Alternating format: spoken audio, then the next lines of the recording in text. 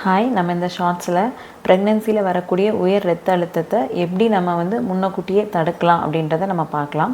Mostly தடுக்க முடியும். அப்படி இல்லைனா அட்லீஸ்ட் அதனால் வரக்கூடிய காம்ப்ளிகேஷன்ஸ் இல்லை சிவியரிட்டியை இந்த மெஷர்ஸ்லாம் ஃபாலோ பண்ணுறது மூலம் கம்மி பண்ண முடியும்.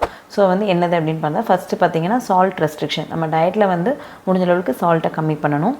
அடுத்தது நம்ம ரிஸ்க் ஃபேக்டர்ஸ் நம்ம ஆல்ரெடி பார்த்துருக்கோம். ஸோ அதில் ஒன்று இல்லை அதுக்கு மேலே ரிஸ்க் ஃபேக்டர்ஸ் இருந்தது அப்படின்னா உங்களோட கைனகாலஜிஸ்ட் உங்களுக்கு எக்கோஸ்பிரின் இல்லை ஆஸ்பிரின் டேப்லெட் ஸ்டார்ட் பண்ணுவாங்க. அதனால் ஹைப்பர் டென்ஷன் வராமலும் தடுக்க முடியும், இல்லை அதோட சிவியரிட்டியை நல்லாவே கம்மி பண்ண முடியும்.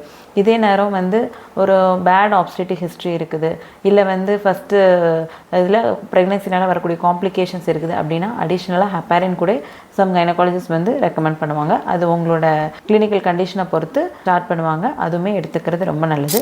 அடிஷ்னலாக பார்த்தீங்கன்னா விட்டமின் இ சப்ளிமெண்ட் இல்லை விட்டமின் சி சப்ளிமெண்ட்ஸ், அதாவது ஆன்டி ஆக்சிடென்ட்ஸ் எடுத்துக்கிறது மூலியமாகவும் ப்ரெக்னென்சியில் வரக்கூடிய உயர் ரத்த அழுத்தத்தை அவாய்ட் பண்ண முடியும், இல்லை அதனால் வரக்கூடிய காம்ப்ளிகேஷன்ஸை அவாய்ட் பண்ண முடியும். இது போக நல்ல ஹெல்த்தியான ஃபுட் ஹேபிட்ஸ் ஃபாலோ பண்ணணும்.